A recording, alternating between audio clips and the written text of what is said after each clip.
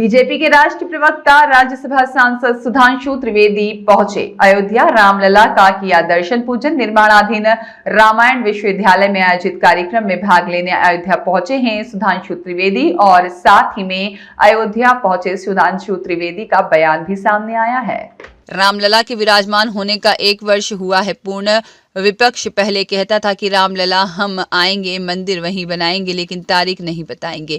इस तरह का आरोप लगाता था विपक्ष नहीं समझ पा रहा था तारीख का रहस्य। रामलला कह रहे थे इंतजार जब होंगे प्राण प्रतिष्ठा तो जिले का नाम फैजाबाद नहीं अयोध्या होगा। जब राम प्राण प्रतिष्ठा होगी तो महाकुंभ प्रयागराज में होगा, इलाहाबाद में नहीं।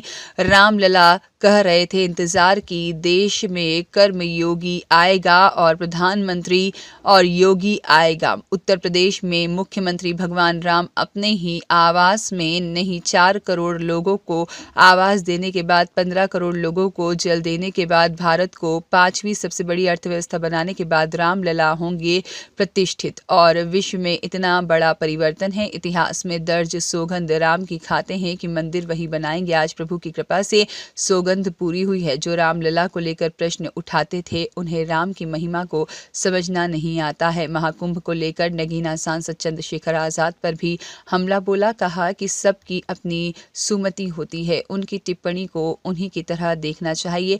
महाकुंभ में वक्फ की जमीन के प्रयोग के सवाल पर उन्होंने कहा वक्फ एक थोपा गया कानून है। वक्फ भारत के सेकुलर संविधान पर सबसे बड़ा था आधार और शरीयत में गैर इस्लामिक शक्तियों की गिनती जिम्मे में होती है, जिसके साथ ही उनकी प्रॉपर्टी वैलिड नहीं होती। क्या हिंदुस्तान की जनता को जिम्मी बना कर रखा है? तथा कथित सर्कुलर लोगों ने दलगत भावना से ऊपर उठकर सभी दलों को इस बारे में विचार करना चाहिए। इसके साथ ही उन्होंने कांग्रेस पर कड़ा तंज कसा और दिल्ली के चुनाव को लेकर सुधांशु त्रिवेदी ने कहा कि दिल्ली की जनता आम आदमी पार्टी और केजरीवाल के नित्य बदलते स्वरूप को देख जनता जागृत हो चुकी है।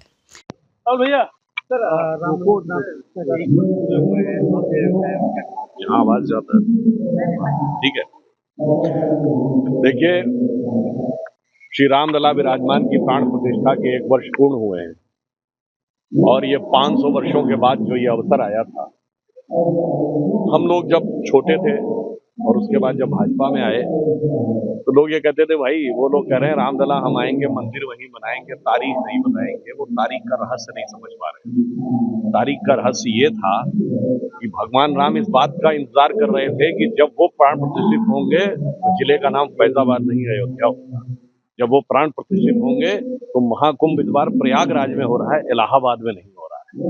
और वो इस बात की प्रतीक्षा कर रहे थे कि इस देश में एक कर्म योगी प्रधानमंत्री आएगा और इस उत्तर प्रदेश में एक योगी मुख्यमंत्री आएगा और उसके उपरांत ये देश उस स्थिति में पहुंचेगा कि भगवान राम सिर्फ अपने ही मंदिर में आवास में नहीं पहुंचे। 4 करोड़ गरीबों को आवास देने के बाद, 11 करोड़ से अधिक लोगों के नल से जल पहुंचाने के बाद, करोड़ों लोगों के घर में शौचालय पहुंचाने के बाद, भारत को 5वीं बड़ी अर्थव्यवस्था बनाने के बाद आए, अर्थात विश्व में इतना बड़ा परिवर्तन होने के बाद। तो आज इसलिए मुझे प्रसन्नता होती है कि जो हम लोग उस समय गीत गाते थे, अप्रैल 87 की रैली हुई थी अयोध्या में, मैं आया था बालक के रूप में, तो आप सबने ध्यान होगा ना, वो सौगंध राम की खाते हैं, मंदिर वहीं बनाएंगे। तो हम आज की स्थिति के लिए कह सकते हैं कि जन जन के मन में राम रमे और प्राण प्राण में सीता है। हर हृदय की धड़कन रामायण पग पग पर बनी पुनीता है। यदि राम नहीं है श्वासों में तो प्राणों का घट रीता है। इसलिए नरनाहर श्री पुरुषोत्तम का हम मंदिर भव्य बनाएंगे। सौगंध राम की खाते हैं, हम मंदिर वही बनाएंगे। आज देखिए प्रभु कृपा से वो सौगंध पूर्ण हुई है और संपूर्ण भारत के लिए क्या कल्याण लेकर आगे उठी है। और इतना ही नहीं, संपूर्ण विश्व का कल्याण करने के लिए आगे उठी है। आज इंटरनेशनल मॉनेटरी फंड की चीफ क्रिस्टिना जॉर्जिवा कहती है कि नेक्स्ट ईयर भारत दुनिया में सबसे ज्यादा ग्रोथ में कंट्रीब्यूट करने वाला देश, 15% ग्रोथ के साथ वर्ल्ड का ग्रोथ इंजन बनने वाला है। इसलिए जो प्रश्न उठाते थे उन्हें राम की लीला को समझना नहीं। मुझे लगता है सबकी अपनी सुमति कुमति सबके उर रही, नाथ पुराण निगम यह कहीं। तो मुझे लगता है उनकी टिप्पणी को उसी दृष्टि से देखना चाहिए। सर कुंभ को लेकर कहा यह भी जा रहा है कि वक्त की जमीन जो है उन लोगों ने दान करने को हो रहा है। मुझे लगता है एक गंभीर बात मैं कहना चाहूंगा। स्वतंत्र भारत में एक ऐसा विचित्र कानून लाया गया, वक्फ बोर्ड का यह कानून। आप सोचिए, प्लेसेस ऑफ वर्शिप एक्ट के लिए तो 15 अगस्त 47 की डेट है, वक्फ के लिए 15 अगस्त 47 की डेट क्यों नहीं है? और आप कहते हैं कि उससे पहले के दौर में, और ऐसी, इसको मैं कहना चाहूंगा, ये भारत के सेकुलर संविधान के ऊपर सबसे बड़ा आघात था। इसलिए मैं उसको कहना चाहता हूं कि जिन आधारों के ऊपर दावे किए जा रहे हैं, जैसे सूरत नगर निगम की जमीन पे दावा है मुगल काल के आधार को लेकर, तमिलनाडु के तिरुचिरापल्ली के मंदिर पे दावा है कि 1562 में अरकाट के नवाब ने दे दिया था।